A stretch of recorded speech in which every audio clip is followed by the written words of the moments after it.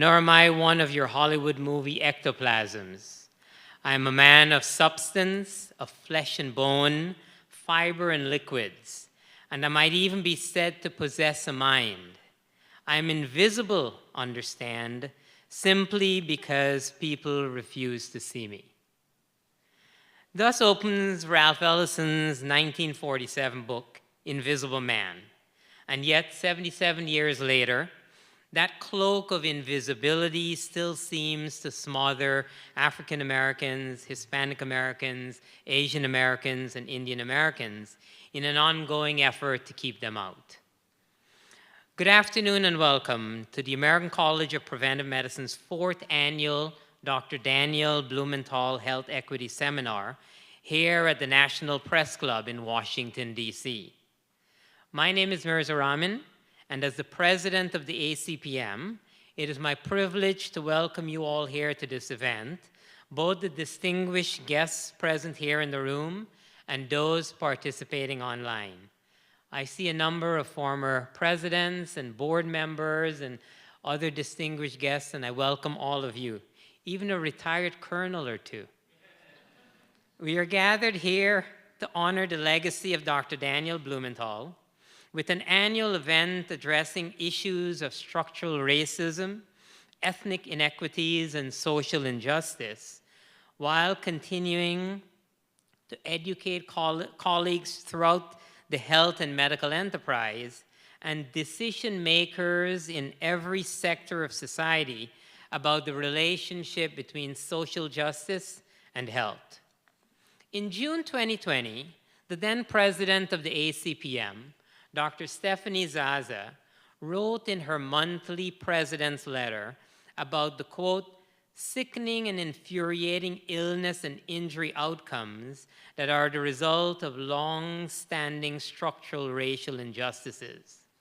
Dr. Zaza was referring to the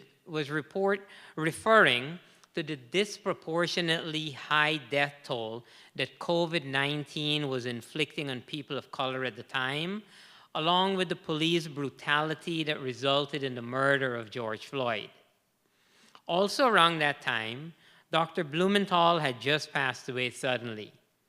When he was ACPM president, he had convened our Preventive Medicine 2017 conference in Oregon to address the big issue of racial injustice in general and health disparities in particular.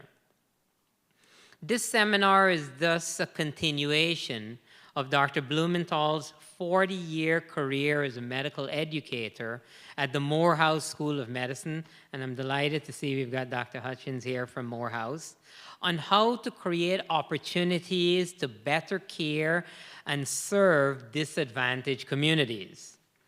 For those of you who are football fans, you may have seen or are looking at the Netflix series on the experience of black quarterbacks in the NFL. For decades, black athletes were not thought to possess the intellectual nor leadership qualities required to be successful quarterbacks. Black quarterbacks were routinely shifted to other positions. And it wasn't until 1988 when Doug Williams, representing the local football team here in Washington, led them to a Super Bowl victory that started to change. That paved the way for other successful quarterbacks like Warren Moon to now where we don't have black quarterbacks. The narrative has shifted. We have great quarterbacks. We have outstanding quarterbacks who happen to be black. And I talk about Patrick Mahomes or Lamar Jackson or Jalen Hurts. The point I'm making here is that people, whether we're talking about quarterbacks or students, we're talking about residents or physicians in the early to mid part of their careers, we all need that opportunity to be successful in our chosen profession. And that means real concrete opportunities. I know this is the third time I'm saying that as president, and I may sound like a broken record, but I think I was taught that if you repeat things enough that people will learn.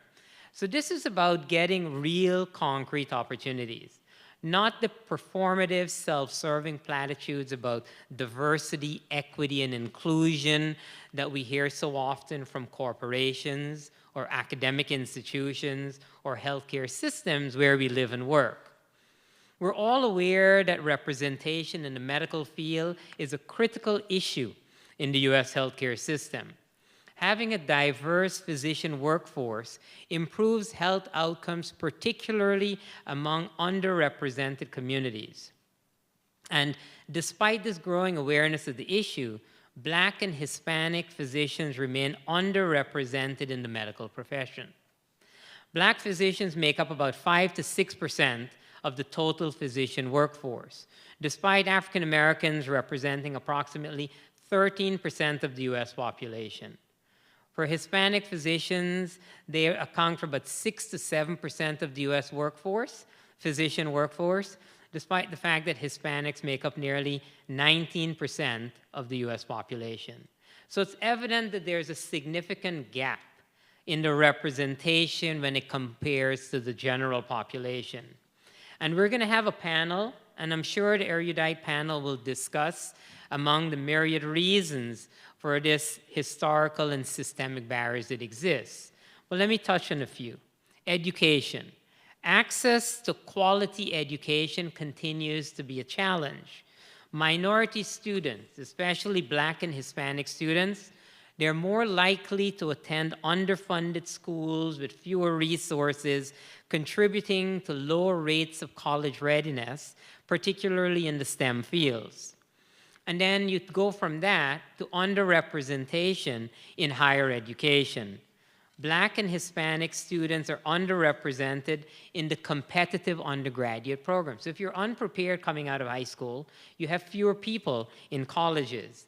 That then leads to underrepresentation in the schools of the law and medicine and so on. So that you still have that challenge as you move forward. And then there are challenges with standardized tests. We know that you've got to take an MCAT to get into med school. I was talking with Dr. Perez earlier. I'm one of the fortunate ones who didn't do that. At Sophie Davis, we got into medical school straight out of high school, so that was a lucky break. I'm not sure I'd be here if I didn't, but anyway, that's a different thing.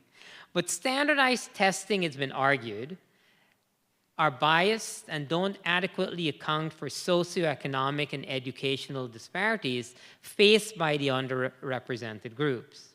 And then there are financial challenges. Think of the cost of medical education. You're all physicians here. Think of how much it costs. Not when you were students. Think of what it costs now. If you've got a child about to go to med school, what does that cost? It's prohibitively expensive. Black and Hispanic students come from less affluent backgrounds. So another barrier to be overcome. And then there's lack of mentorship, lack of role models. If you discount the HBCUs, you have very, very few Black or Hispanic role models and mentors. So this limited access to mentors, this lack of representation is a significant factor holding back how we're going to be able to deal with structural racism and discrimination. There's also racial bias in education and training. It's often reported that minority students face subtle or overt discrimination in their medical education, ranging from microaggressions to more severe forms of punishment for similar types of mistakes. We all make mistakes. When you're in medicine, part of it is your learning. And so those egregious forms of punishment have been well recognized in the racial bias that you have. And then healthcare or health system disparities, the broader inequities across healthcare systems, resulting in poor outcomes.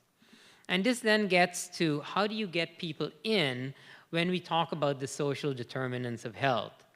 Healthy People 2030 gives us 5 key areas to pay attention to: healthcare access and quality, education access and quality, social and community context, economic stability, and neighborhood and the built environment. And the underrepresentation of Black and Hispanic physicians in America stems from deep-rooted social structural barriers, including the disparities I've talked about in education, financial challenges, and systemic racism. And addressing these issues require comprehensive efforts, from expanding education access to reforming medical school admissions, increasing financial aid for minority students. And so if we're going to get increases in the representation of Black and Hispanic physicians to try and reduce the healthcare disparities and improve the outcomes, we've got to address this. But you can't address it alone. The NMA has been around for a long time. People have never even heard of the NMA. Similarly for the National Hispanic Medical Association. And so we need to do this together. And so this is part of what we wanted to do, to build community and to work together to inform educational institutions, policymakers. We have to collaborate. That's a really important aspect of changing this. Our voices need to be working together to ensure that students, regardless of their background, have the opportunity to pursue careers in medicine. Now, switching gears a little bit from the concerns of African American and Hispanic American physicians or people who want to get into medicine, to looking at the concerns of Asian and Indian physicians. They're different, especially the challenge they face in reaching leadership positions in medicine. While the US healthcare system is one of the most diverse industries in the nation, the diversity is limited. It's limited in many aspects. And so when it comes to leadership, again, there are challenges. Asian Americans account for only about 7% of the US population, and Indian Americans are the largest subgroup, representing just 1.4%. But they are disproportionately overrepresented in the field of medicine. Around 17% of active physicians in the US identify as Asian. And of those, the subset, 10% of US doctors are estimated to be Indian Americans. So an estimated 10% of those physicians are Indian Americans. So it's significantly overrepresented, and it can be attributed to many reasons, strong emphasis on education, and this is seen as a prestigious career. You also have highly skilled physicians who themselves are engineers and physicians coming over from India starting in the 1960s, and they then push their kids into those areas. And so despite the overrepresentation among medical professions in the Asian and Indian community, they're underrepresented in positions of leadership. So when we talk about departmental chairs, when we talk about deans or hospital executives or heads of professional organizations, you have a significant underrepresentation compared to the numbers that are working in healthcare. And according to various studies, less than 10% of leadership positions in medicine are held by Asian Americans, recognizing that there's 17% of them working in the field. And an even smaller percentage is held by Indian Americans, despite their strong presence in the field.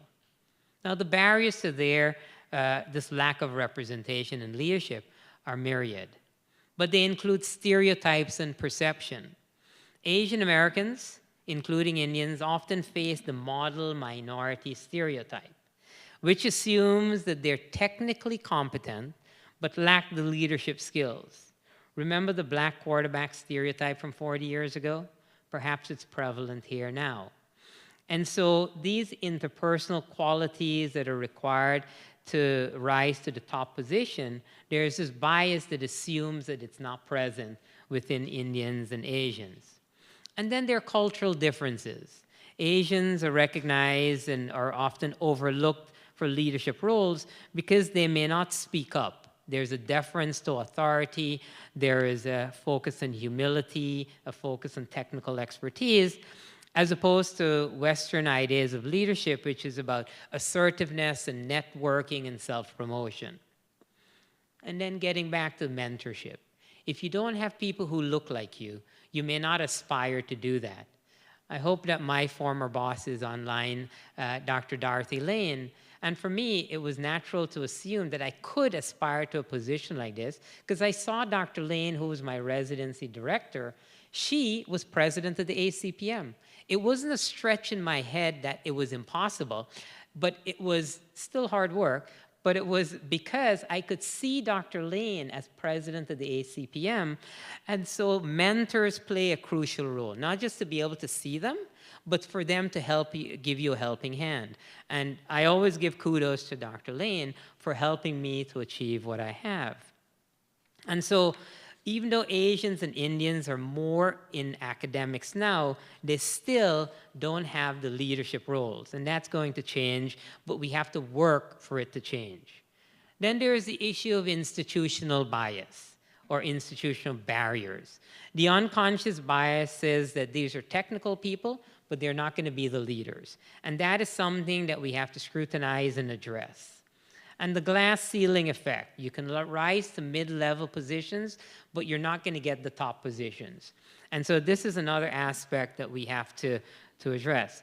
So the underrepresentation of Asian and Indian Americans in leadership is not just a matter of equity.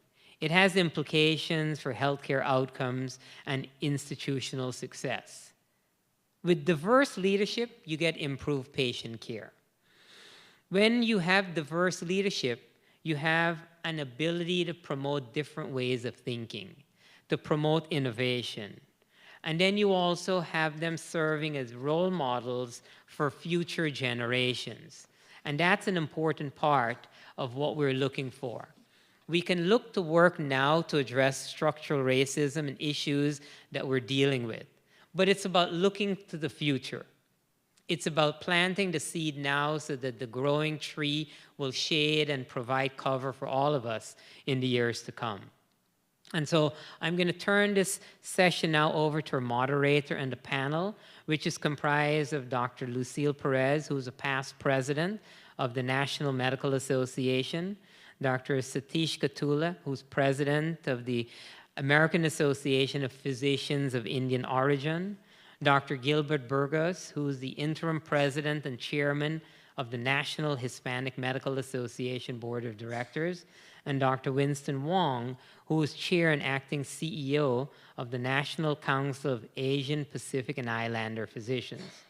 But first, let me touch briefly on an important step required for progress, and that is collaboration. So we need to work together, and that's part of the reason we have these representatives of the 4 organizations I just talked about. The other aspect of this, though, is allyship. Allyship refers to the actions, behaviors, and practices that leaders take to support, amplify, and advocate for others, especially with individuals who don't belong to the same social identity group as themselves. And as such, I'd like to introduce our moderator and an ally in the fight for racial justice and health equity, the ACPM secretary, board member, and member of the executive committee. She is a fellow of the college, a senior scientist, co-director of biostatistics at the Scripps Research Translational Institute, where she's been there for 22 years. She's got over 120 peer-reviewed publications. She's a prolific writer, of course. She is also the associate director of the General Preventive Medicine Residency at the University of California, San Diego for the last 17 years. And she has received the ACPM's College's Distinguished Service Award in 2010. I'd like to introduce our moderator and my friend, Dr. Jill Whalen. Jill?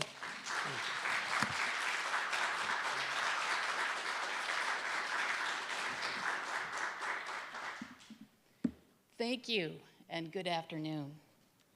Our seminar and celebration today highlights 4 organizations dedicated to advancing the representation of healthcare providers in America. It's no secret that our country faces a physician shortage. And if there's no intervention or action taken soon, our healthcare system will not be prepared for an aging and increasingly sick population. We need more physicians in the health workforce in every community. And these organizations are at the forefront to ensure equity in the educational opportunities to all deserving physicians in training, as well as upholding the standards of care for all patients. I'm personally very much looking forward to hearing what these distinguished guests have to say about solutions and successes that their organizations have had in this realm. And I know that ACPM as an organization is very interested in growing our pipeline for a diverse medical workforce. So we're very much looking forward to hearing from you. So I ask that as I announce each representative, you join me on stage for our panel discussion. So first, I want to talk about the National Hispanic Medical Association.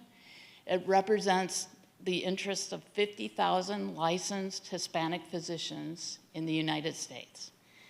NHMA empowers Hispanic physicians to lead efforts to improve the health of Hispanic and other underserved populations. Representing the NHMA is Dr. Gilbert Burgos. He is interim president and chairman of the board of directors of the NHMA. During his transition into the leadership of this 30-year-old organization for which he has served as a member for over 20 years. Dr. Burgos is the Executive Director of Medical Affairs for Elder Plan Home First, a special needs managed care organization in New York State. Most recently, he was the Executive Director and Chief Medical Director for Nassau Queens PPS, where he worked with the New York Department of Health and 3 major health systems in New York City to implement the Delivery System Reform Incentive Payment Program, a major state initiative to restructure how Medicaid recipients receive health care in New York. Dr. Burgos is board certified in internal medicine and is also a certified physician executive through the American Association of Physician Leaders.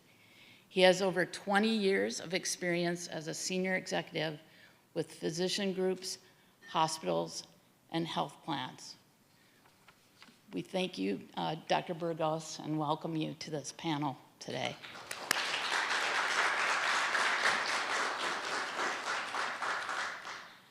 Next, I want to welcome Dr. Perez of the National Medical Association. The National Medical Association is the nation's oldest and largest organization representing Black physicians and health professionals in the US. It was founded in 1895, I understand, and has a membership of over 70,000. It promotes the collective interests of physicians and patients of African descent. Dr. Lucille Perez joins us today representing the NMA and currently is the president and CEO of the CAVE Institute. She has served as associate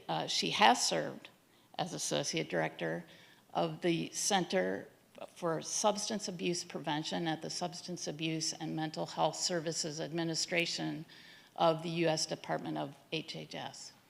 She is a leading authority on substance abuse and HIV prevention and headed the internationally renowned faculty department program at CSAP.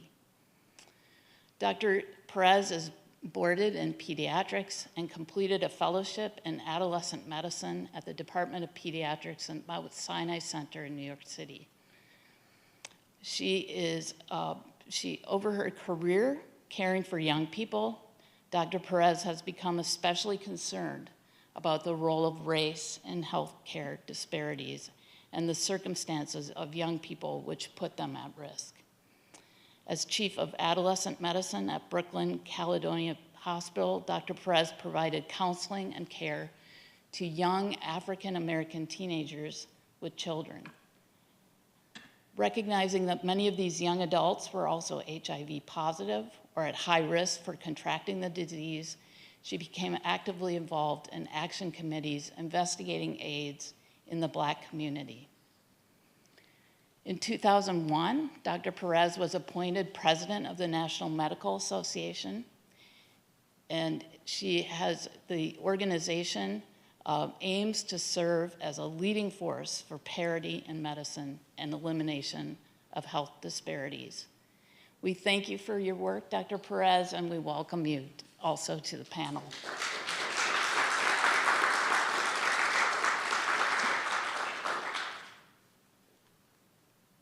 Next, we have Dr. Winston Wong. He is representing the National Council of Asian Pacific Islander Physicians. And this organization is committed to the advancement of the health and well-being of that community. Dr. Winston Wong joins us as a scholar in residence at the UCLA Kaiser Permanente Center for Health Equity at the Fielding School of Public Health at UCLA. A graduate of the UC San Francisco School of Medicine and a fellow of the American Academy of Family Practice, Dr. Wong's professional career has encompassed leadership roles at community health centers, federal service, and again, most recently at Kaiser Permanente, where he served as medical director for community benefits for over 17 years. At Kaiser Permanente, he was responsible for its national philanthropic strategies to support clinical and population management initiatives to address the needs of the underserved, and for its quality initiatives to address disparities within its 12 million members.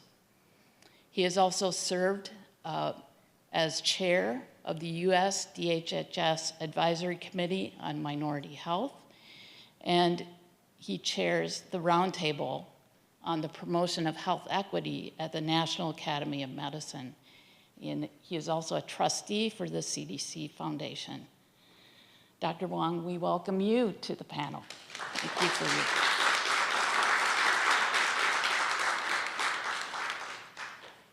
you. And finally, we have representing the American Associations of Physicians of Indian Origin.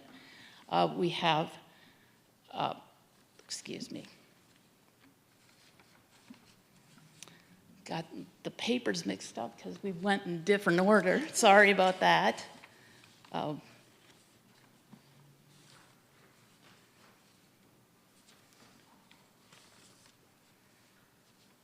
It was going so well. Okay, thank you. This organization was formed 42 years ago to fight discrimination, and it's evolved into an educational, cultural, social, and political organization. It has 15,000 members representing the interests of more than 100,000 physicians of Indian origin in the US. AAPI has collaborated with multiple organizations such as AMA, Federation of State Medical Boards, and American Board of Internal Medicine. Dr. Satish Kathula, sorry, it took a while to get to your name there, joins us today from that organization. I just want to mention that as a recipient of the Hind Rattan or Jewel of India Award in 2010, Dr. Kathula advances AAPI's mission and encourages younger generations of physicians in addressing issues such as credentialing and shortages. So welcome, Dr. Kathula.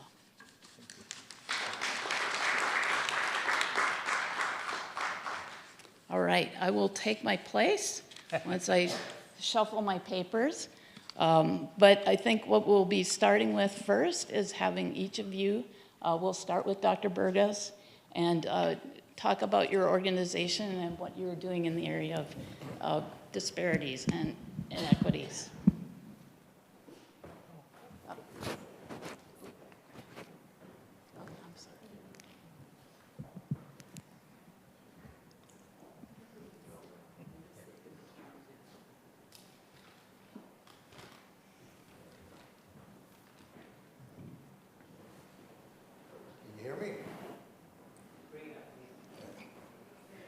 Can you hear me? Good afternoon, everyone. Good afternoon. As was stated earlier, my name is Dr. Gilbert Burgos. I am the interim president and chairman of the board of the National Hispanic Medical Association. I am also an internist by training, but as was mentioned, I really spent the last 20 years primarily working as a physician executive and leader, senior roles with health plans, medical groups, and hospitals. But I've had the privilege of being a member of NHMA for over 20 years during this time as well. And I've had the privilege of seeing that organization evolve. And I have to tell you, I feel very proud to be here today representing the National Hispanic Medical Organization to receive this award. So what is NHMA?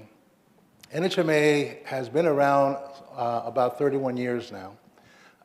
It's a nonprofit, nonpartisan membership organization that really has tried to represent the interests of Latino physicians, of which there are about now 57,000. Basically, our mission has always been to try to help Latino physicians be able to take a lead in collaboration with others to help our Latino communities and other communities that are underserved. The work that we do is quite varied, and there's an awful lot of activity going on in the organization on any given day, but when I look at it, there are really three areas that we have focused a lot on.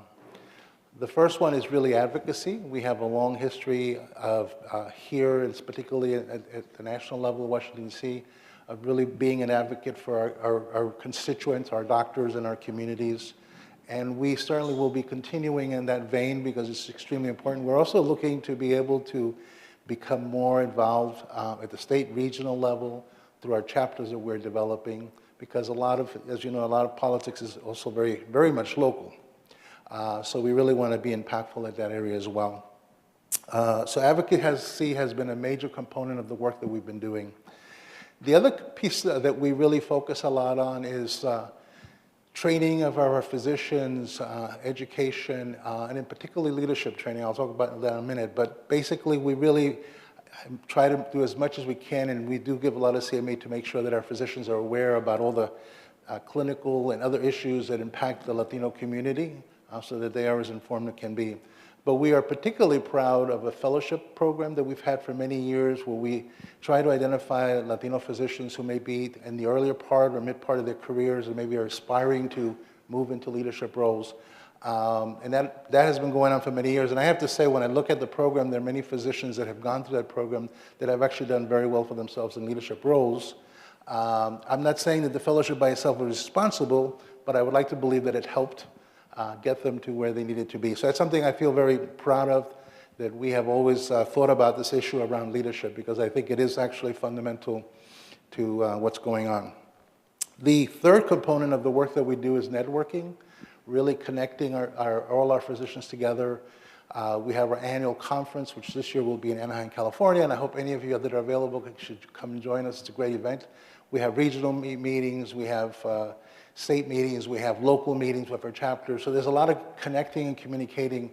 And that's actually a really fundamental part of the work that we do, because the reality is that sometimes, depending on where you're in this country, being a Latino physician can be a pretty lonely experience. You may be the only one, or you may be one or two, and wherever you're working. And so what has happened is that NHMA becomes a home, becomes a place where you can come and meet people like yourself who are trying to move forward in the world of medicine.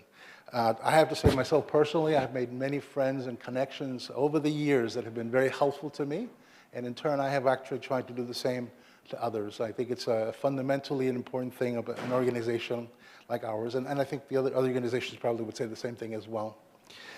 So from our perspective, I think Dr. Rahman said it very well. What is the challenge when NHMA looks at what's going on? For us, as was stated, the Latino population has been growing significantly over the years, over the last 20, 30 years. And in fact, in a couple of years, it's estimated that we will be 20% of the population. That means 1 in 5 citizens in this country will be Latino. And if you follow the logic for that, it won't be very long before it will be 30%. It's a huge number of the population is Latino. Yet, unfortunately, when you look at healthcare providers that are Latino, it's very disproportionate, as was mentioned. And in fact, for physicians, it has been incredibly flat for years. I mean, it has always been like at 5% forever. It's only recently, over the last couple of years, that we're seeing that it's increasing. So consequently, for us, the issue really becomes one of trying to make sure that we get more Latino physicians involved. I think I'll finish up by just highlighting the fact that with the pandemic, we know for a fact that basically Latinos experience 2 times the rates of death and hospitalization compared to the white population. That pandemic was a stress test on our health system and really highlighted the challenges that exist. So from our perspective at NHMA, our goal is to continue to work to improve the access for Latinos to get into healthcare, also pharmacists, nurses, and all the other fields as well, but primarily physicians. And we obviously look forward to working with the other groups here that are dealing with the same thing of being underrepresented and trying to help their communities get better care. Thank you.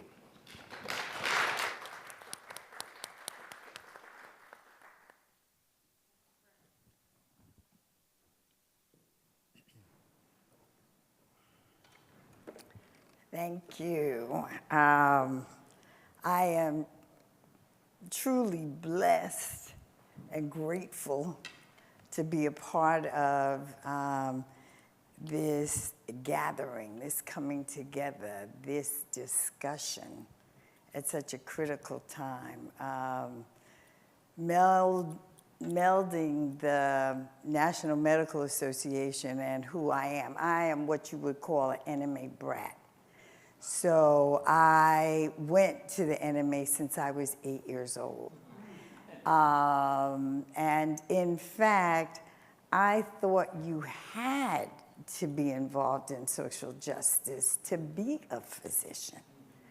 In 1975, as we honor Dr. Blumenthal, Morehouse School of Medicine, out of a program for Morehouse College of Medicine, became an entity. And at that time, my mother's brother was president of the National Medical Association, Dr. Vernal G. Cave. So addressing racism, addressing what we didn't say out loud, white supremacy, was something that I thought was intricate to the art of the practice of medicine. So the National Medical Association, if there's anyone who's never heard about it, we are getting ready to be 130 years old. I'm not 130 years old. The organization is 130 years old. And it's, you know, as I was preparing, we're addressing the same things. And all of the things that we might have done. I mean, Elena Rios and I spent many a night, you know, working and trying to implement, because when she wasn't there, I represented the National Hispanic Medical Association. We had to carry each other's water, you know, and as you can see, it hasn't changed. When my uncle's part of his administration was to get the number of black physicians to increase. Talk about flatline, we've gone down. And when we talk about black male physicians, you know, as we see black male physician health going down, but it's not the information.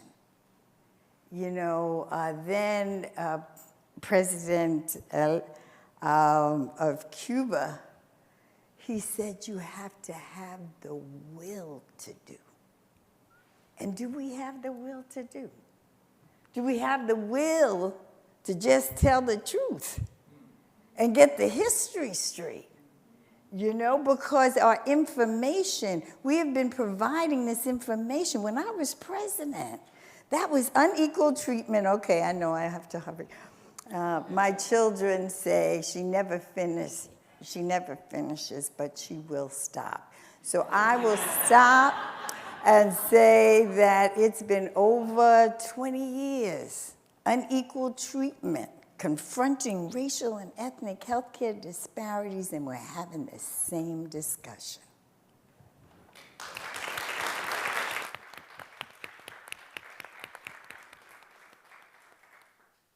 So, Joe, I just want to make sure, would you rather have me at the podium or by the seat? Okay, you'd rather have me at the podium. Okay. I don't want to be pretentious, that's why, but thank you. And I want to say how sincerely humbled I am to be on the stage with my colleagues here. I just came back from a National Academy of Medicine convening around the attacks on DEI, and the National Medical Association really has played the frontier role in terms of looking to our healthcare system being more equitable. So it's very humbling to be here with NMA colleagues. And I know that NHMA as well, a 30-year history of struggle, and certainly the Association of American Indian Physicians, I know, has preceded us in doing a lot of the work in the Asian community. So thank you very much. So I'm Winston Wong, and I'm a family practice doctor. And I think Lucille actually shared a little bit of her personal history, but I want to share some of mine as well, because I think in telling a little bit of my story, it amplifies some of the messages that Misra shared with you.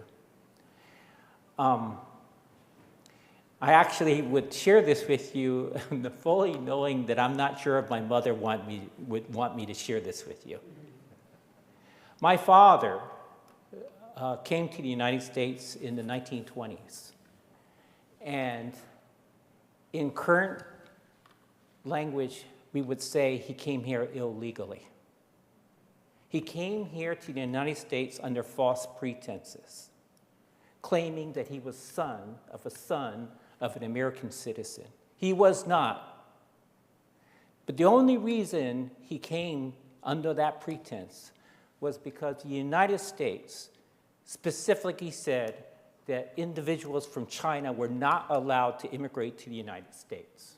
So to your point, our history recurs. Around immigration, around racial discrimination, Chinese Americans were the first nationality to say, you are not allowed in the United States.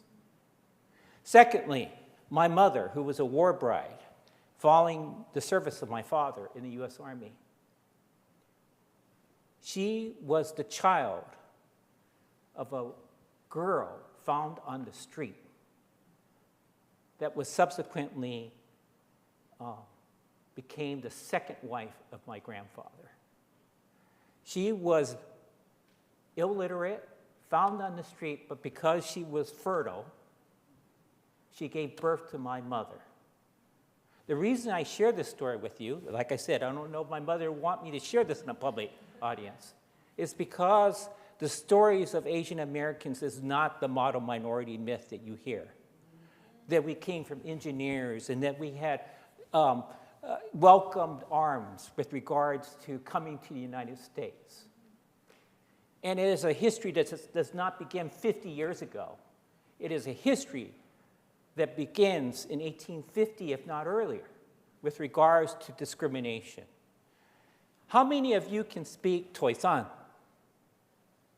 Do you know what Toisan means? It is because you do not know the history of Asian Americans and Chinese Americans.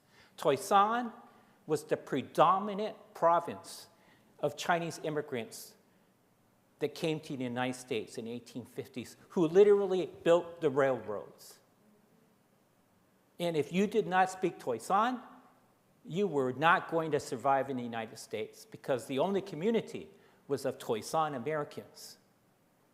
That term is not even acknowledged, but Toisan, the province of my parents, was where the first footprints of Chinese Americans came from.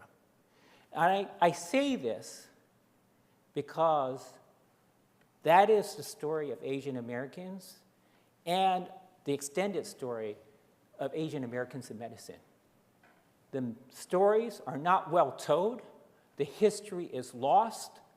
The history is disregarded, and we are marginalized. relative to our contributions to making America great. How many of you know about the Japanese-American story of internment? Most of you know about that. What happened to the physicians of Japanese-American descent during World War II? Do you think they were interned? Absolutely, they were interned. They were asked to abandon their practice, forced to abandon their practice, and forced to provide medicine within the camps. That was the majority of Asian American physicians, was actually Japanese American physicians. So when you asked me to share you the story of my organization, the National Council of Asian Pacific Islander Physicians, and by the way, I did not come up with the name of the organization, it was because 15 years ago when we, as different Asian American medical groups, would come to Washington, D.C., and start saying, you know, we actually have problems in our community, people would say, where's your organization? There's the NMA, we know about them, we know about the NHMA. The Asians aren't here.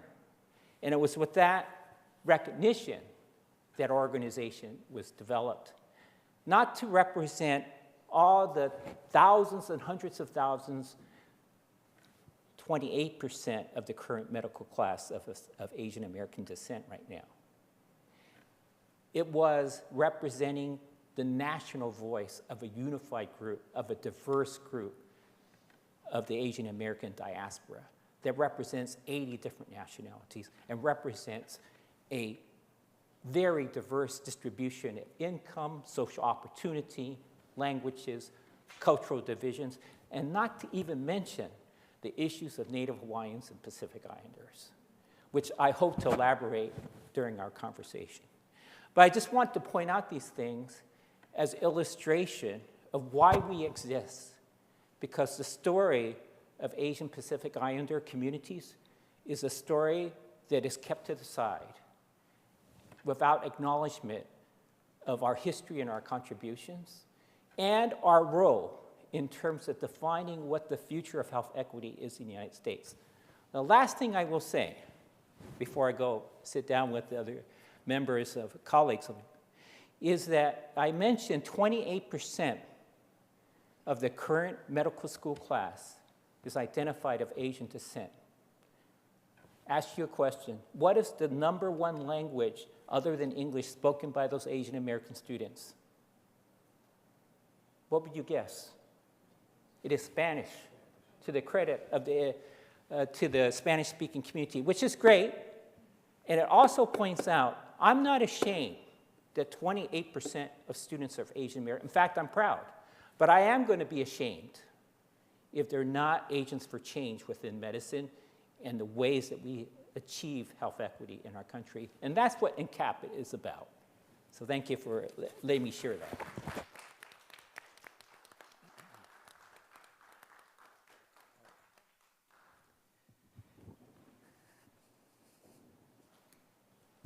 Can you all hear me okay?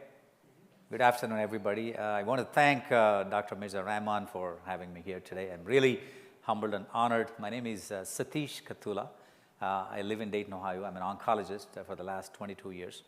I landed in United States in 1994, about 30 years ago, on a cold, chilly day in Chicago. And somebody said, you have to move to a warmer place. And I said, which one is warmer here? They said, Ohio. And it's not any warmer. So I've been there for the last 29 years or so, practicing medicine. So I did my training there. And I'm a clinical professor at a local university. I just recently finished a Global Healthcare Leaders Program from Harvard. So I'm a fresh graduate from there. And I also am board certified in lifestyle medicine. And I'm a board certified hematologist and oncologist. And that's about me, but I just want to talk more about our organization, which is AAPI, American Association of Physicians of Indian Origin, which actually represents about 100,000 doctors of Indian origin, first and second generation together. So we have 15,000 dues-paying members, and we do a lot of activities. It was started like 40 plus years ago in a basement in Michigan to fight discrimination at that time, because Indian physicians or other physicians from different countries were not getting licenses to practice medicine. And that's when they fought this discrimination. They successfully did so. And since that time, the foreign doctors started practicing in other states, including Texas. So as a first generation immigrant, I know what we went through here. And we do certain things like legislative meetings a couple of times a year. We talk about the reimbursements for physicians and decrease in the regulatory burden, scope of practice issues, and things like that. And we also do some social things such as Nurse Appreciation Day. In the month of May, we actually serve breakfast and things like that to appreciate them. And share a blanket thing to really share the blankets to poor people, just to give back to the community. And that's done every year. And education, we do a lot of CME meetings as well.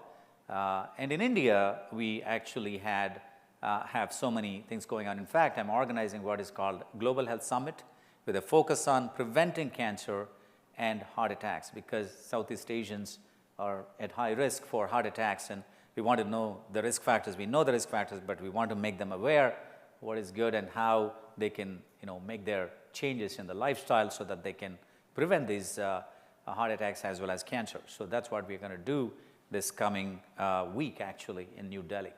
So we do that every year in India, but here we do annual convention where we have speakers from all over the country, and we invite AMA, FSMB, which is Federation of State Medical Boards, and ACP, and then ABIM, which is American Board of Internal Medicine. So we collaborate with them regularly, ECFMG. So we have all these guests coming every year addressing us. We have CEO forum. We encourage people to really talk about innovation in medicine and what kind of entrepreneurial things that our members can benefit from. So we do that once a year. It is attended by anywhere from 1,500 to 2,000 attendees, doctors of Indian origin from all over the country, first and second generation together. So that is what we do, and definitely equity is an issue we have to work on. We have about 100,000, that's about 10 to 12% of the whole physician workforce, but in leadership we don't have that many, so that's something we have to work on. We'll talk more about that. I'm sure Dr. Jill is going to ask us questions about that. But I thank you for the opportunity, and I thank you all for listening. Thank you.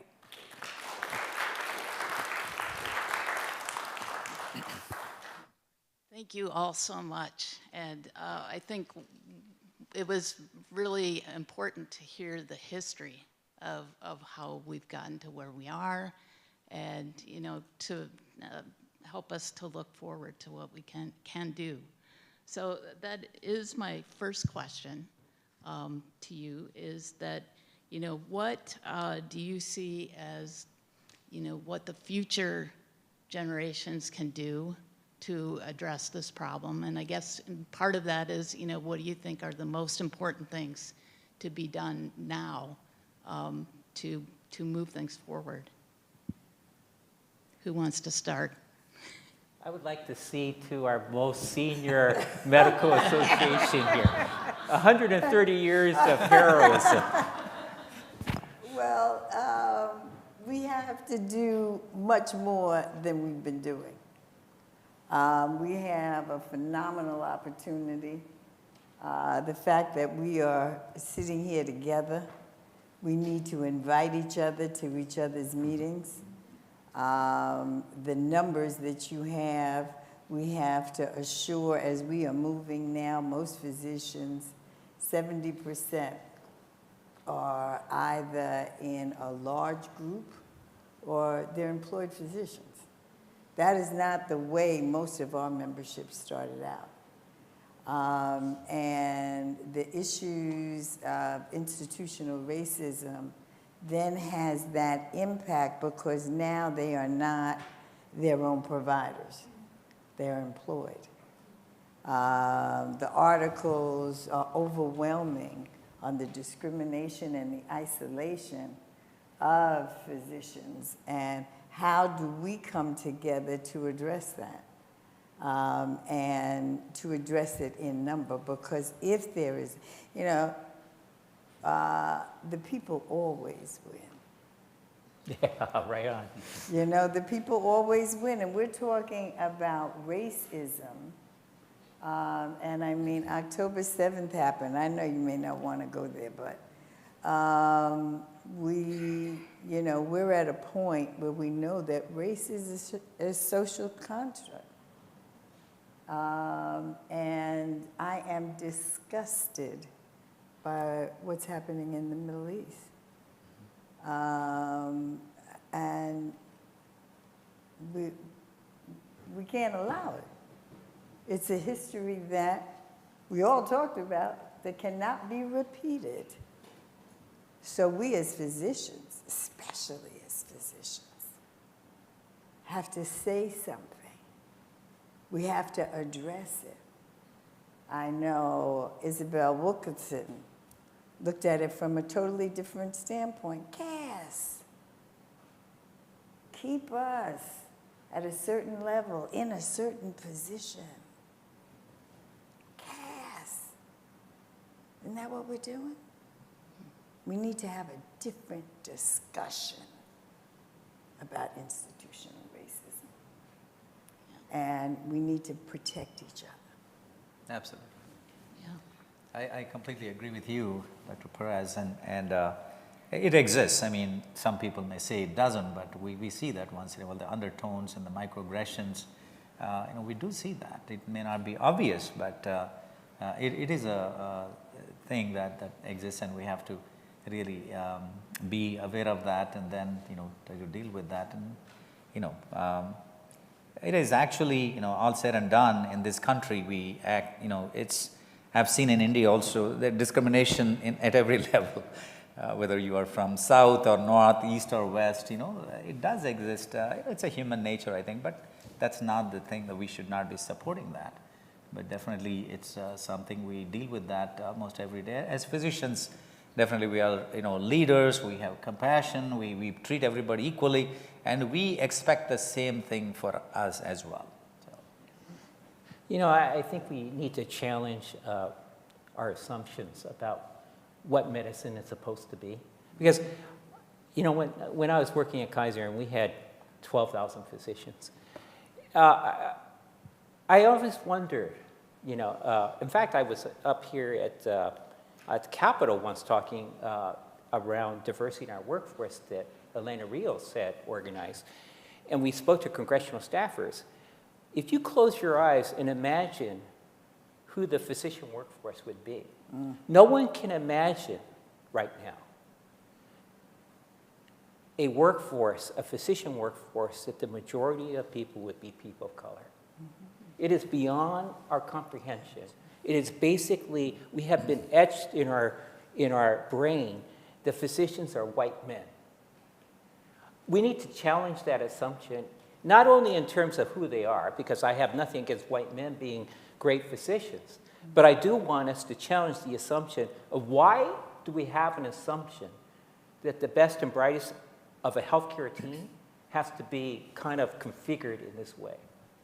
I ask myself, and you know, I think Misra had the story about the quarterback. You know, the way I relate to that is when Jeremy Lin walked on the New York Knicks floor and said, this guy doesn't belong on the court. I think we have to challenge those assumptions. Why doesn't he need to be on the court? Why do we have to live with a healthcare delivery system where the leaders represent what our communities are about? And be able to bring the issue around diversity, equity, and inclusion. I don't want it to be a label. I want it to be a foundation of how we construct a system where we're really going to deliver on our promise to be healers for everybody. Dr. Burgos, do you have any comment? Well, obviously, the human condition is such that racism is sort of a thing that we all can say that we are guilty about at one point or another when we look at someone that is different from us. But I think, as you said, that is not what we aspire to. As human beings, we know that we can do better. And I think, you know, certainly in the practice of medicine, we are trained and we accept our responsibility to take care of everyone that comes to us and take care of everyone in the same way. And so to me, the challenge is, I think, as you said, that we need to acknowledge that America is changing, that demographics are changing. And as that happens, therefore, there will be naturally be more physicians and more of everything that will be representative of the communities and the environment that's evolving around us. But there's a lot of resistance to that. People don't like things to change. People are accustomed to things being a certain way. And so it's our responsibility to fight the good battle and continue saying about what needs to happen, what we need to see change. Okay, it sounds like, as with the black quarterbacks, we keep coming back to that, but it seems like, when we get leadership, get that started where people are used to seeing non-white, males in leadership positions, that just kind of gets things going. Now, do your organizations, what are you doing to promote leadership of, the people you represent in medicine? Well, I'll start. As I said earlier, the National Hispanic Medical Association has had a long history of really trying to foster the idea that Latino physicians should try to go into leadership roles. The challenge, though, I said earlier that oftentimes being a Latino physician can be a very lonely experience depending on where you are. I could tell you that as a physician executive, that's even more lonely. I think about my 30-year career sitting in different organizations in a senior role, and with one exception, I can't remember ever actually there being another Latino in a senior role at the same time that I was there. And that is very lonely because you realize you don't have anyone to connect with. So to me, leadership is fundamental. I think, first and foremost, we want to create a greater pipeline, from my perspective, for more Latinos to become physicians. But the reality is it's the leadership role that things are maintained, things evolve. And if you don't have access to that, then everything else eventually can be forgotten, can fade away. But if you have people that are in leadership roles that are committed to change, then the change will happen and it will sustain. So to me, fundamental to everything is the idea that all of us need to make sure that not only do we have the right representation of physicians, but that we have the right representation at the leadership table. I have to interject. We have an opportunity to do that. It's no secret that the administration that comes in is less than 30 days can have a significant impact on that. And our vote is being sought. And it comes with a price. When we go back, and we look at Medicare and Medicaid, we talked about the impact of the pandemic.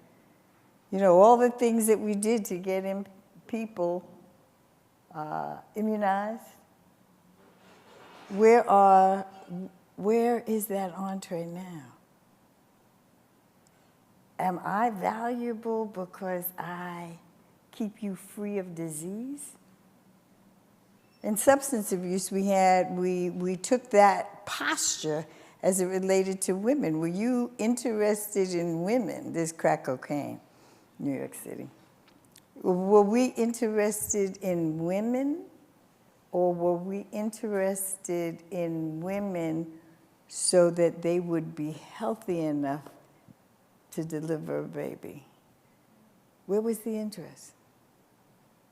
It's a different kind of discussion. We are talking about reproductive health care. Now, 30 years later? But is it our personal value? Do we value each other equally? Yeah, that's really fundamental. To pick up on a theme that you touched upon, and thanks, Lucio, for your courage. Everyone knows in the last month we heard one presidential candidate's identity being challenged. Quote unquote, is she black? I didn't hear she was black. My point there, when I thought about that, Turn black. You know what? She is a child of immigrants. And maybe that's the most important thing. Because, and this gets to your question, Jill, is to really take control of our narrative with regards to our communities. And I believe Vice President Harris can speak to her history as being a child of a Jamaican and a child of an Indian woman. And that shouldn't be a question in terms of how she can contribute to our country as maybe our most foremost leader. The point I would make with regards to our organization is when I think about the 30%, close to 30% of the Asian students being of Asian descent, I've read a lot of their applications. Mm-hmm. And they talk a lot about how much their parents sacrificed and how much they believe. But their history is actually very short.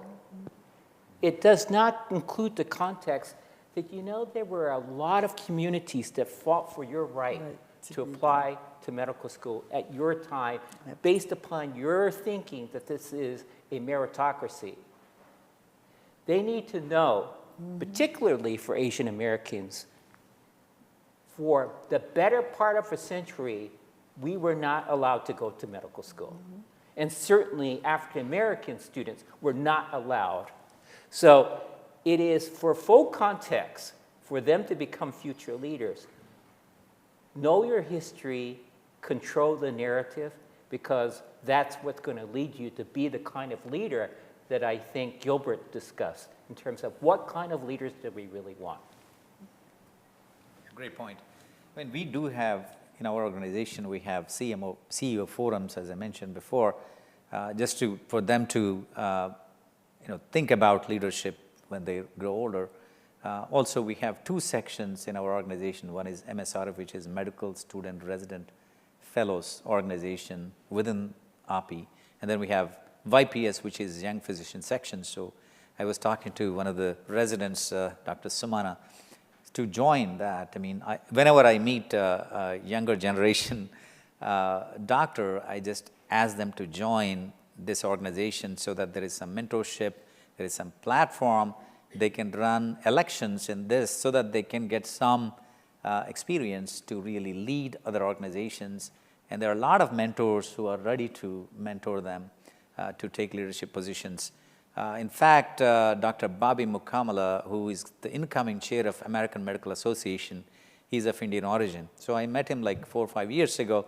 He was Board of Trustee chair at that time. I said, Bobby, you need to be thinking about running for the president. I mean, it's not because I told him. I'm sure several other people have told him to do that. So whenever I meet somebody younger to me, I always encourage them to do something in leadership. So to represent, us and it brings a different culture, different set of ethics and, experiences, definitely growing in a different cultural background. I mean, there are two generations, I should say, Indians born in India, Indians born here. So definitely there is a lot of cultural gap, and my two sons are in medical profession too. And medically we agree on a lot of things, but culturally we don't. But I just tell them that, they should be thinking about, more than being a doctor. I mean, being a doctor is a blessing, no question about that.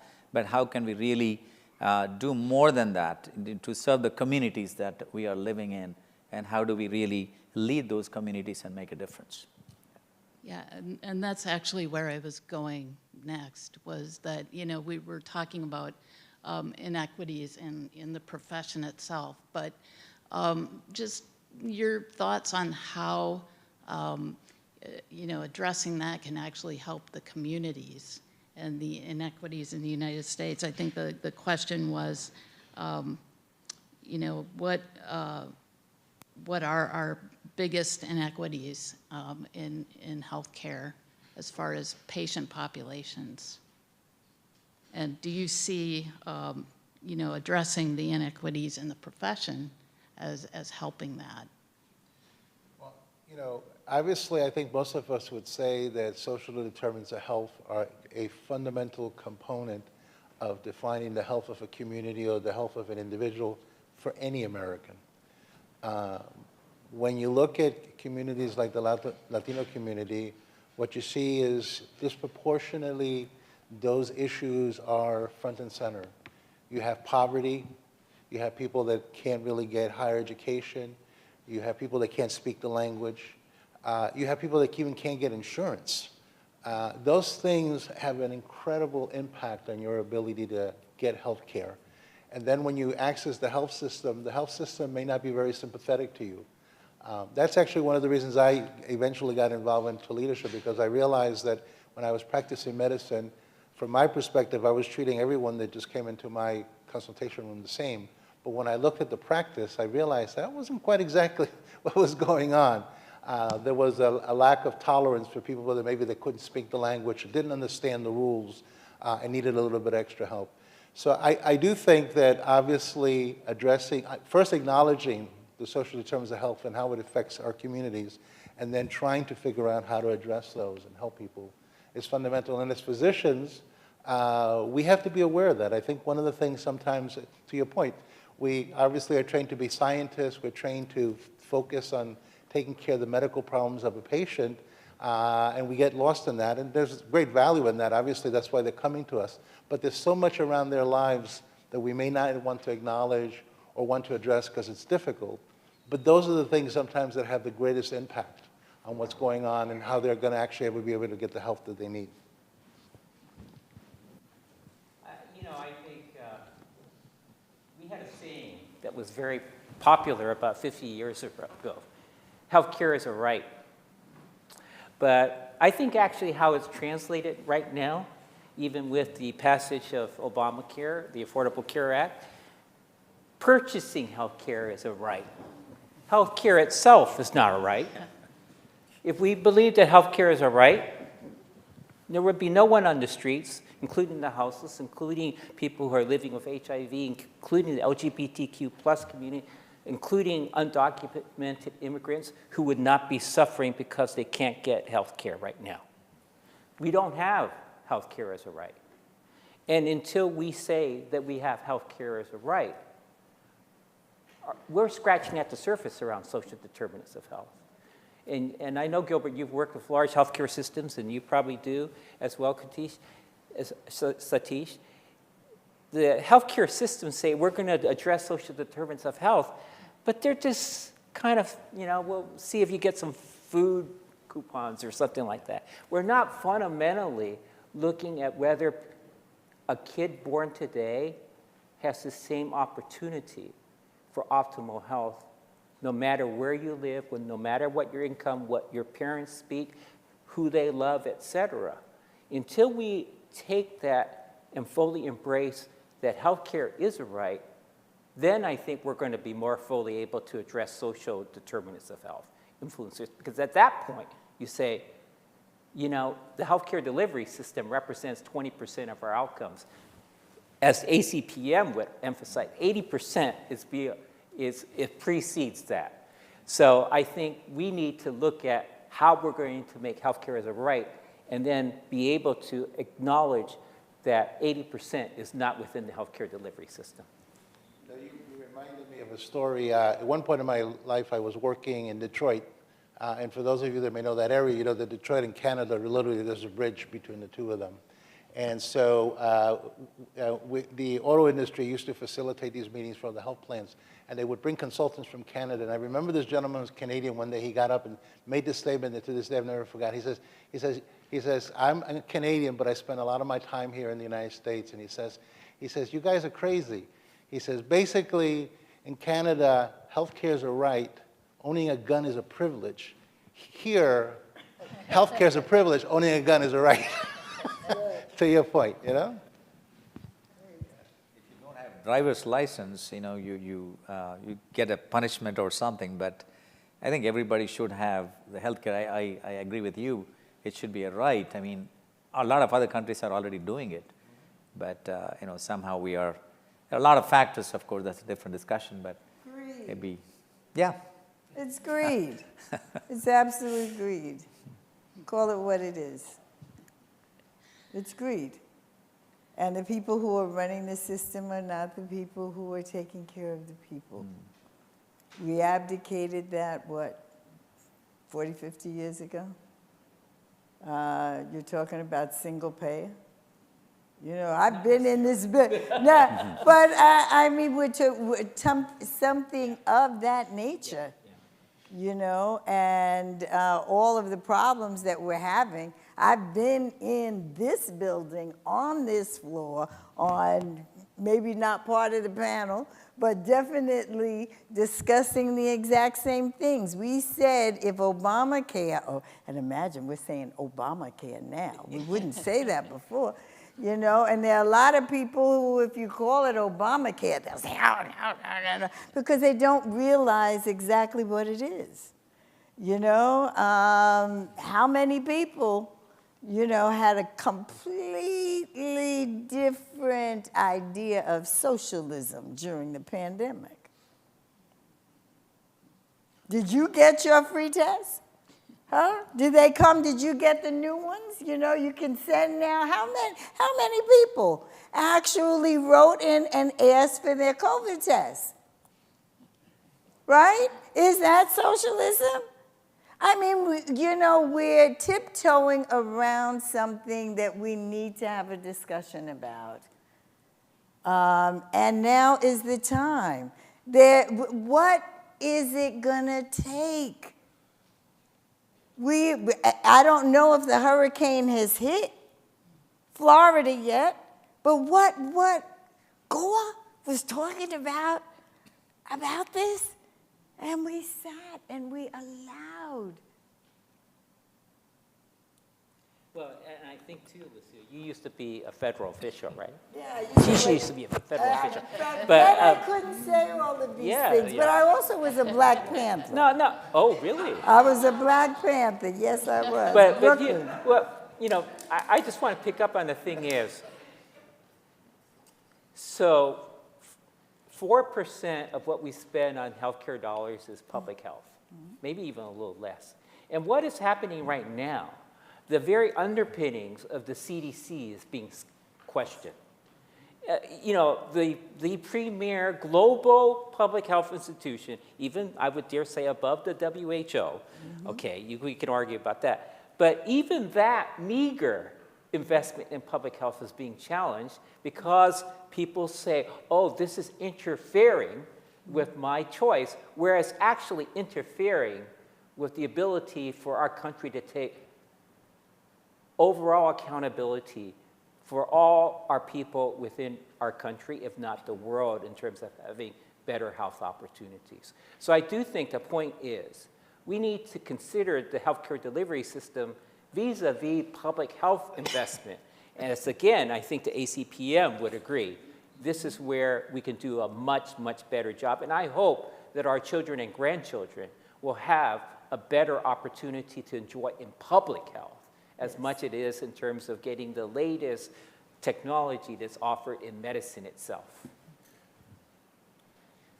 Well, I think you touched on my next question, talking about what solutions there could be. And I think it sounds like we're pretty much in agreement that, you know, we need to consider healthcare right, and we need to look at public health and fund public health to a much greater extent than we have. But the question is that, you know, so say you had the power to change the rules or to change the system, you know, what would you fix first? Well, I'll say one thing, and I'll change the tone a little bit. We need to have a better job of communicating to our communities and our patients. I think there is an undermining of the value of science and the value of public health and medicine that is actively occurring. And we need to be invested in having our children understand what are basic scientific precepts and how do you evaluate whether something is good for you and us. So it's a little bit, it's less of a policy question for me. It's actually a cultural orientation, because I think we need to invest in the ability of our children and young people to be much more health literate, much more comfortable in terms of knowing what is sound science, so that people who claim that climate change isn't happening, people say, that doesn't make sense. Are you saying the earth is flat as well? You know, maybe some people believe that. But the fact that that even has traction is really alarming to me.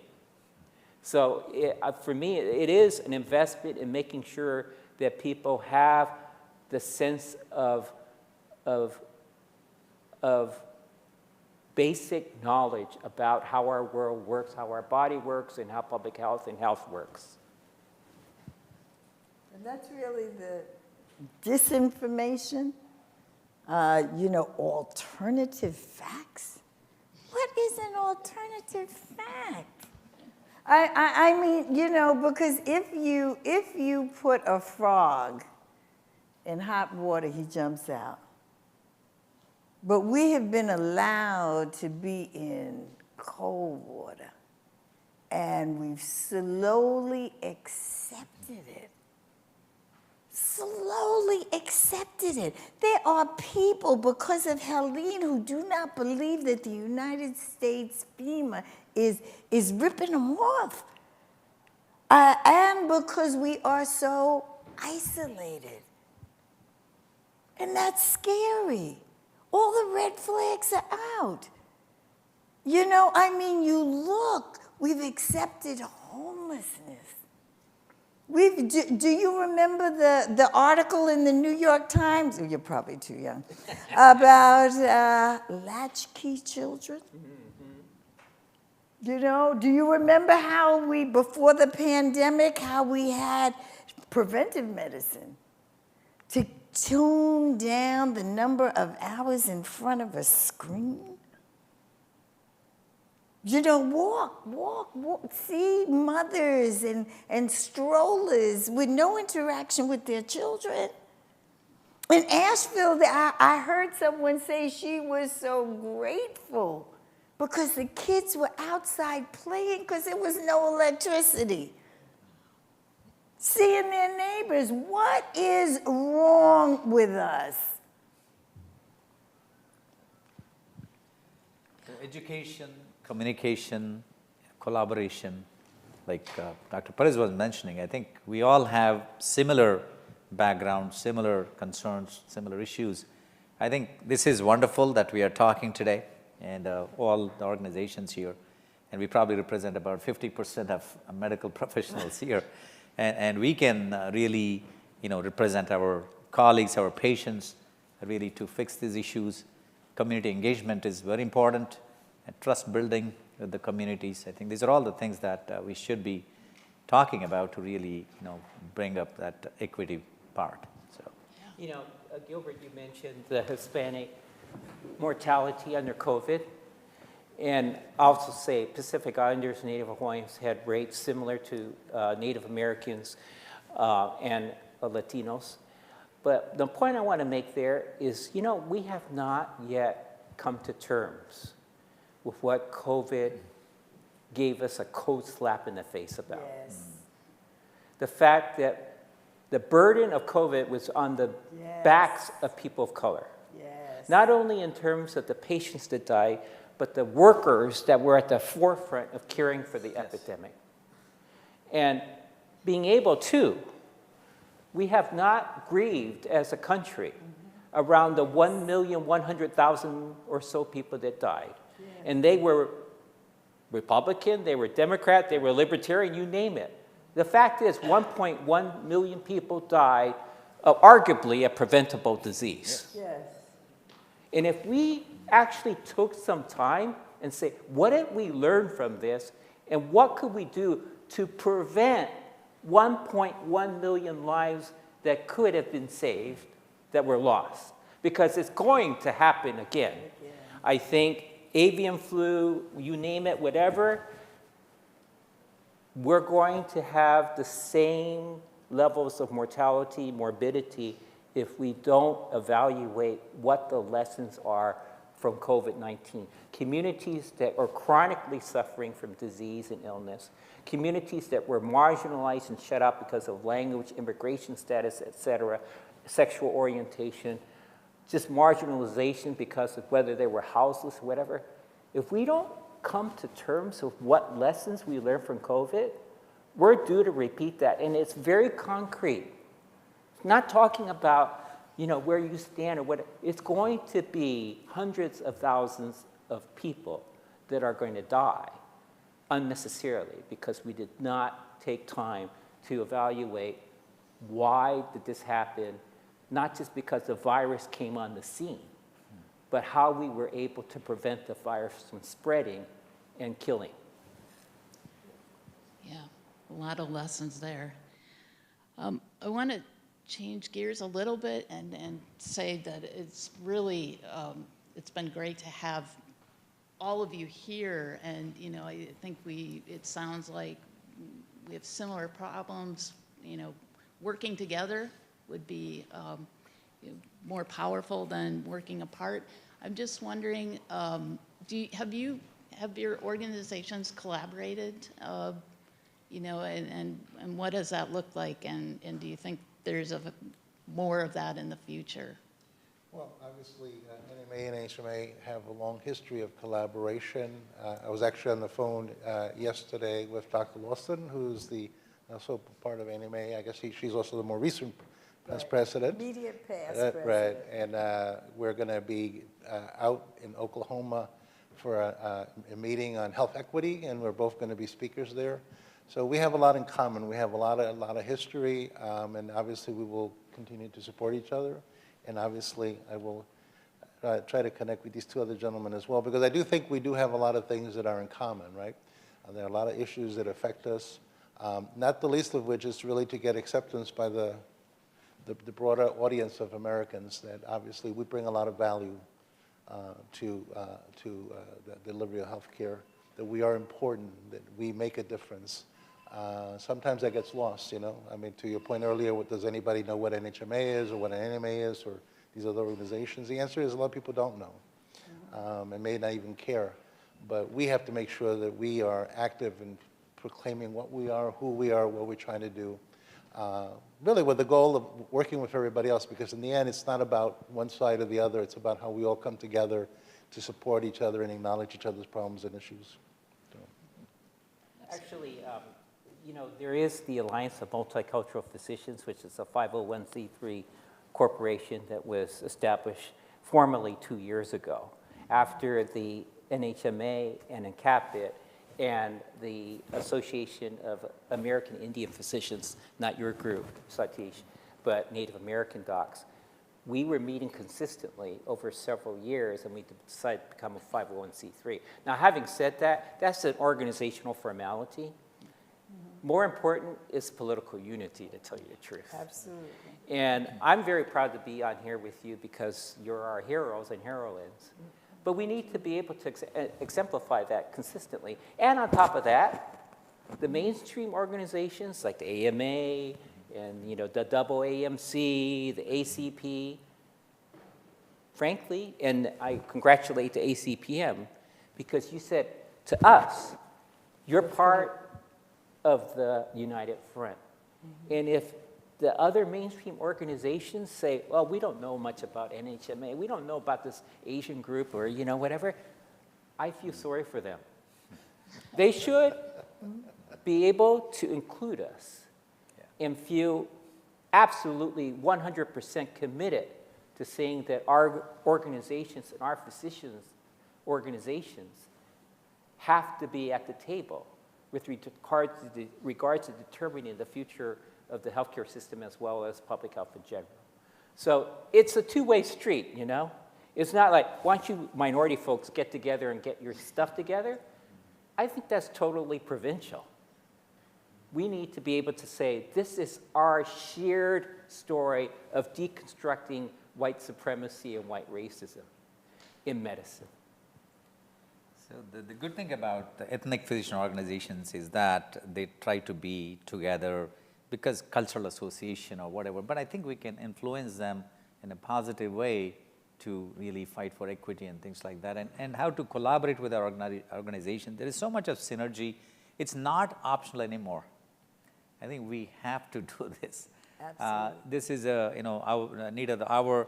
We all should get together and invite each of us to our organizational conventions and things like that. So I would like to invite all of you to AAPI annual convention in Cincinnati in July of 2025. So we did have actually an equity panel discussion just like this a couple of years ago, and we would love to do that, in July also in 2025. So please, be there. It's my invitation, open invitation. Okay. So, I also request ACPM to do this kind of activity every year so that we can come and discuss all the issues we have in healthcare system here. So thank you again, Mirza, for doing it. So, I wanted to say, right now, as representing NHMA, I'm working, as are other groups, working with an AMA foundation around their analysis around how they can be more inclusive, I guess. I know when they approached me, I said, listen, when I finished my training and was early in my career, I was a dues-paying member of AMA, but at some point I determined that it's very expensive. I could see no value in it. And I said, and over the years, I really have had no need for the AMA. I said, the reality is you don't represent me. You don't represent what I'm interested in. And I think to their credit, these people said, yeah, that's actually, that actually is true. And I said, well, listen, no matter what you say and do, when everything is said and done, your doctors are going to have to take care of 20% of the Latino population in this country that's growing. And I think you need to figure out a better way to be inclusive of Latino physicians to want to be part of the AMA. Because ultimately that is the preeminent organized organization for healthcare. And that's a long legacy of history of exclusion. Yes. And so to me, this is the kind of work that we need to do. You asked a difficult question. How do we change all of this? Well, I don't know what to say sometimes because there's so much to do. I don't even know where to begin. But that line about how do you eat an elephant one bite at a time?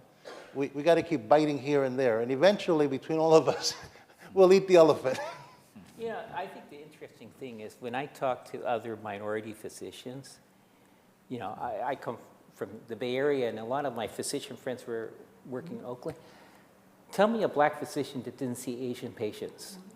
Tell me a Vietnamese physician that didn't see black patients. And tell me about Hispanic patients that aren't seen by various ethnicities. We need, as a group, to say, you know what? Our patients are diverse. We're not taking 100%, exclusively black patients because we're a black doc. Right. We know what the community needs. We need to re-inform folks that that's what communities of color and communities of color of physicians, we actually probably take care of the majority of people of color and of different ethnicities. And be proud of that, because the mainstream folks aren't necessarily doing that, right? Because for one thing, they don't accept Medicaid, And our physicians, they're consistently the ones that are the physicians most in front of caring for Medicaid patients. 50% of the births in California are among Medi-Cal mothers. So tell me, who do you think is caring for those patients? And it's my colleagues here. It's not mainstream medicine. And on top of that, all the things for decades we talked about pay for performance and what kind of impact it would have on our physicians, and how many physicians now are going into group practices that are mega medical systems. So I mean, we have to carry each other's water. If I am, or a member of the National Medical Association is present and you're not there, I represent you or I ask why not. We have to raise the standard to say that, there was a time that the conversation couldn't occur because, You know, most of it was happening, what, in the washroom, the male washroom? You know, we're There's both that, sitting too. up here, right? I know, right? There was a time when that wasn't possible. So, I mean, we definitely have to continue, but we also have to assure that there is a standard in equality. And I go back to the atrocities that are occurring now in the Middle East. We have to address oppression, colonialism, all the things that got us to what we're talking about right here. Yeah. This country was built, the United States was built on slavery. You know, and there's states that want to erase it. I mean, I wrote it down. I mean, history I want to know about. It makes me better. It makes me more colorful. You know, it does. And we need to celebrate that. And I know we need to stop because we're coming to that time, right? You saw it. She's paying better attention to you than I am, Mirza. Thank you, Dr. Perez. All right, so I think we would like to open it up to the audience, and if anyone has any questions. So, and is someone gonna take the microphone around? Or? Okay, thanks. Good afternoon. Dr. Chris Purnell. I'm a Regent at Large with ACPM, and I am the Director of the Center for Health Equity for the NAACP. I loved this conversation. I have to go on record with saying that first. And I want to have as many of you who can weigh in on how do we, as physicians and hopefully healers, learn to challenge our own biases, our own assumptions, our own prejudices. Because so often, many physicians can't say the R word, racism, right? Racialized caste in the United States. And too often, we give ourselves a collective pass and say, oh, but we went into medicine for very altruistic reasons. We're still human beings. And we still live in an overtly sexist and overtly racist and overtly homophobic culture and society. So through the lens of your respective organizations, how do we begin to challenge those perceptions within ourselves so that we can be better healers, impress our communities and our standards, our governments to where we need to go? We need young people. You know, we need to support you. I know when I was younger, my uncle would always talk about the untouchables. And when I say the untouchables, there had to be people within the federal government that had representation. There has to be certain people get a nod. And we have to be able to provide some kind of insulation. You know, as I'm growing older and older and older, there are certain things, there is a level of respect. The past President's Council of the NMA has a historical component to speak to allow there to be the boldness of youth, yet the security of the age. And it's important for us to be able to do this collectively and provide that type of guidance. And, you know, there are positions, not only within the executive branch of government, but I'm sure as it occurs in more private entities, we've got to be there, to be that insulation, to make sure that your boldness and your questioning is protected. and we need to discuss it.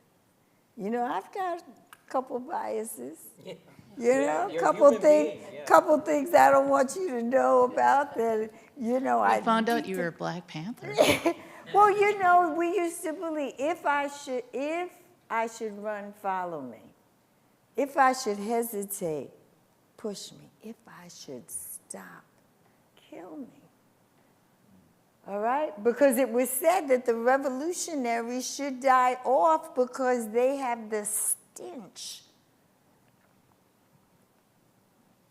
of the oppression.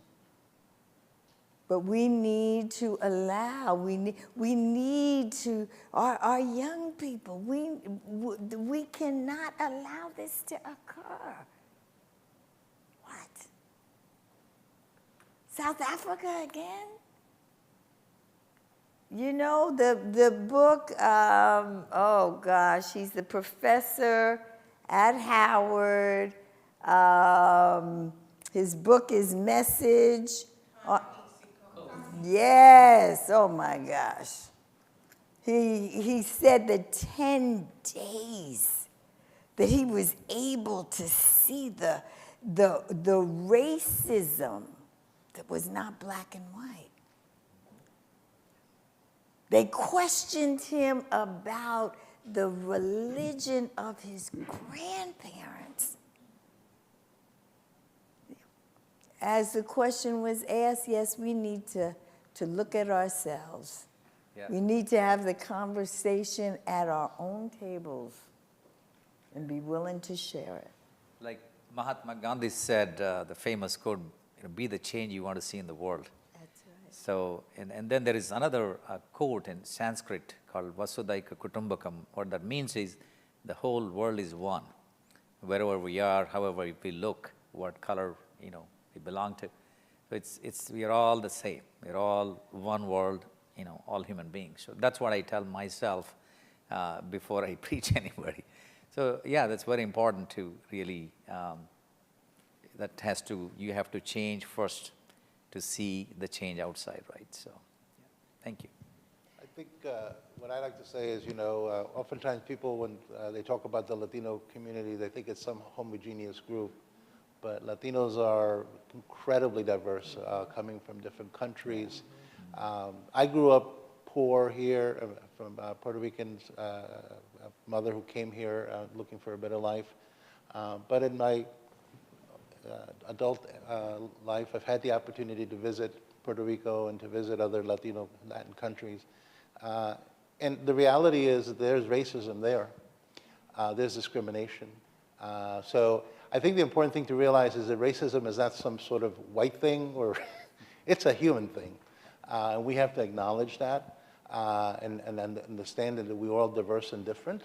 I think that's the first thing. So to your point, we first have to understand that we can be just as culpable of doing these things as anybody else, and then work from that position that that's not the right thing to do. That's not who we want to be. That's not who we aspire to be. That we have to fight against that tendency to do that. And they also address other people that are doing it.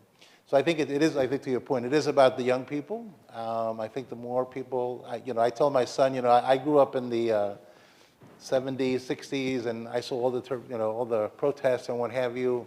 And I think, like a lot of people, I kind of lulled myself into believing that all the change that occurred during that time somehow had embedded itself into the structure and the way that America is. And then obviously over the last, 5 years or so, or 10 years, we've realized that maybe it isn't as deeply ingrained, all that change as we thought it was. That obviously a lot of the old things are still around, and that's because of the human condition. So I really feel strongly that we need to acknowledge that these things are wrong. These are fundamentally wrong for any human being to be doing, and we have to work toward trying to stop that. Wow, profound question, profound answers. Thank you. Dr. Hutchins. Good afternoon. My name is Sonia Hutchins, and I'm a longstanding member and also a fellow of the American College of Preventive Medicine. I've worked at CDC for 31 years and learned how in the immunization world, which is a fundamental preventive medicine intervention, how we were able to build on lessons that were actually learned after outbreaks. I think about the measles outbreak in the early 1990s and how we got the Vaccines for Children's program. But what I'd like you all to respond to is how we can move forward, because the voices here are phenomenal, and the populations that you actually represent are enormous. And there's an opportunity, as Dr. Perez has said, to do something based on what we learned with COVID-19. I am outraged as a preventive medicine physician in the United States because we should be ashamed of having the largest COVID-19 mortality of any country in the world. And we don't hear that. So what can we do about that in terms of changing this narrative, which you talked about, but also hearing from each of you all as to what are the lessons and how can we move forward so that we don't have to be the country with the largest mortality due to such an infectious disease. We had the technology to manufacture the vaccine very, very quickly and get it out, but how did we let all those people die before that? Okay? And then even when the vaccine came, I took it upon myself to help write a special issue of the American Journal of Public Health that will be coming out soon about some of this, these issues, but to hear your voices as to what can be done to prevent this in the future as a collective. Just wanted to throw that idea out and hear from you all about doing something like that, whether it is editorial or a newspaper opinion article or whatever. Because just listening to you all, you have a wealth of information, and thinking about Daniel Dawes and his political determinants of health, policymakers will listen and hear what you all have learned from COVID-19 or other disasters. And Dr. Perez talked about the severe weather events that we've been experiencing as well. So there's a great opportunity here, and I would like to see this. Thank you, Dr. Hutchins. In a more collective way, and hearing from all of you. Before you answer, Dr. I'm going to have to for tell you that having I'm getting this sign Oh. from the president. So we can wrap up this conversation with an answer to that. have to wrap it up. I know. Well, there's the reception afterwards. Or do you want your award or not? I mean, we have to give you the award. Yeah. Serious fun. I think the points you make are really important, cogent. I mean, you're rallying us, and I would say, hey, can you help us put together the editorial? Because I think we need to be preemptive here. And we need to be preemptive for the protection of our communities. And, we're a little too shy. The white coat still has some influence. Yes.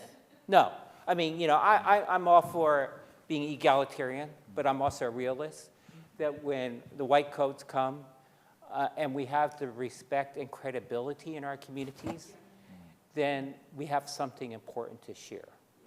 And we need to mourn, like I said, the 1.1 million people that die, of all the different nationalities, ethnicities, and say, this doesn't need to happen again.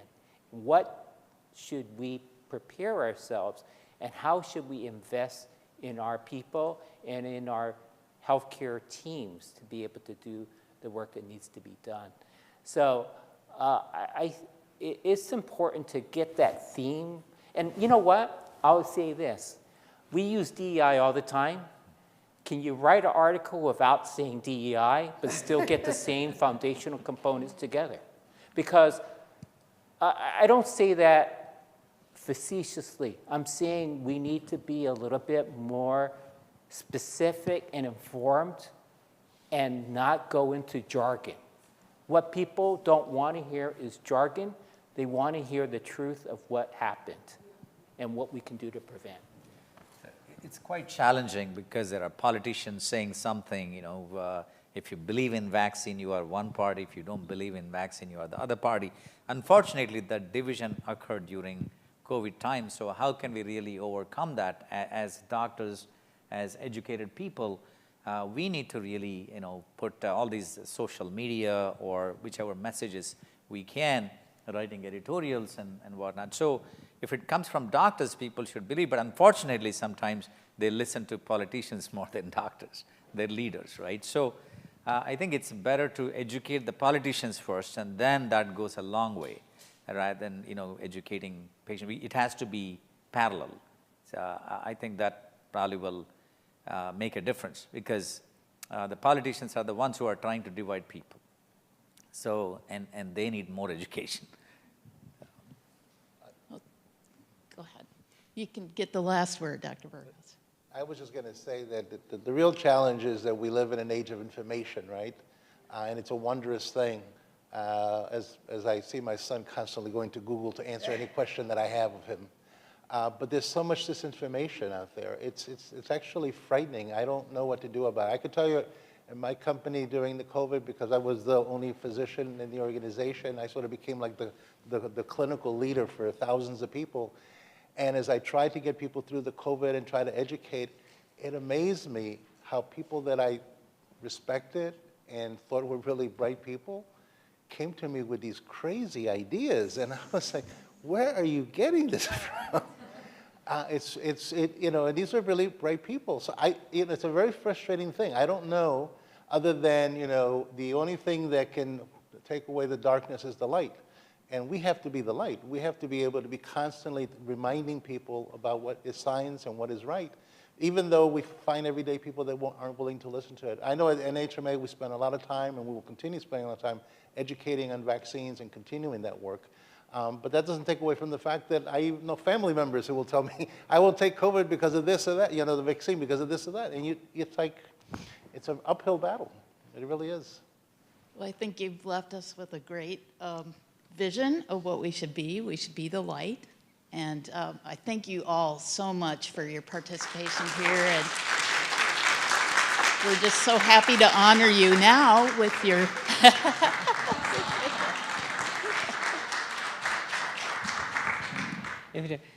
If you'll just wait for a second, we'll hand you the awards. But let me say thank you again to the panel, to our moderator, for a great session. Give him a nice round of applause. It's really great. Thank you.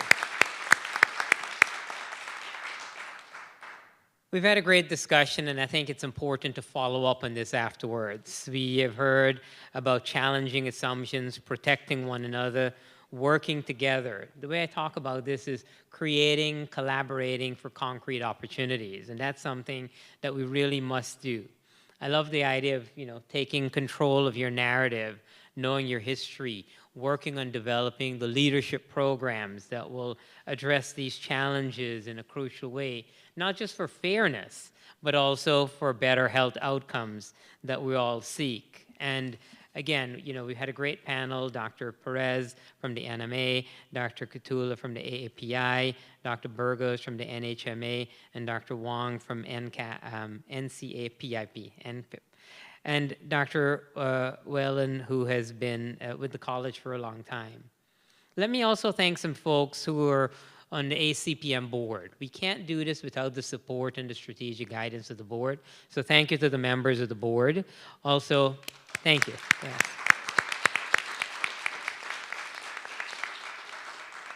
And also all the folks who welcomed you in, the staff, our interim CEO, Melissa and the staff, thank you very much. You make this organization run. I also want to mention two folks, Drs. Neil Kahatsu and Paul Jung. Dr. Jung is here. If you raise your hand, he's just the recent CMO of the Coast Guard. So congratulations to him, a 2-star admiral, am I correct? Is that right? There you go. And so there's an example of leadership, and that's what we look to do. we were at ACPM in DC back in April, and we started to ruminate on this, and this is the outcome. I hope it meets with your approval, Dr. Jung. So it was a nice way to sit down and get this together. So in summary, there's much work to be done, and yes, while it has begun, and as Dr. Perez says, it began a long time ago, we have to continue this fight for racial justice in an effort to eliminate health disparities, knowing that the road is long and will be long, but we've got miles to go before we sleep, and we can't stop because somebody might kill us. So I'm very scared about that. And so for those of you in the room, please join us next door for a chance to connect and continue the conversation. We will present the awards to the representatives of these 4 terrific organizations, and my colleague, Dr. Jill Whelan, and I will do that. So let's hear a nice round of applause for all of them as we get to them. First, we'll present it to Dr. Burgos for the National Hispanic Medical Association. Dr. Burgos.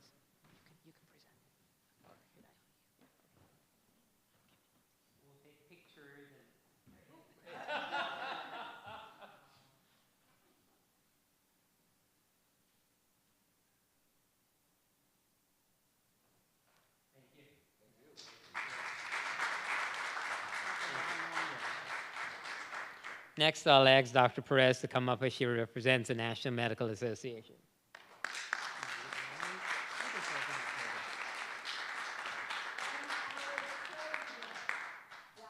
Virginia Kane. Here. Congratulations. Thank you. Thank you so much. Next, I'll ask Dr. Wong from the National Council of Asian Pacific and Islander Physicians. We'll fix them.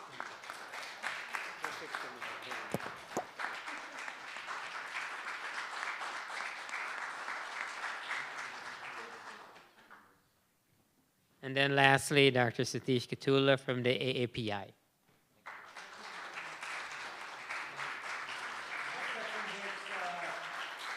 On behalf of API and all the volunteers and all the past leaders who worked really hard for the organization. Thank you all. Yeah.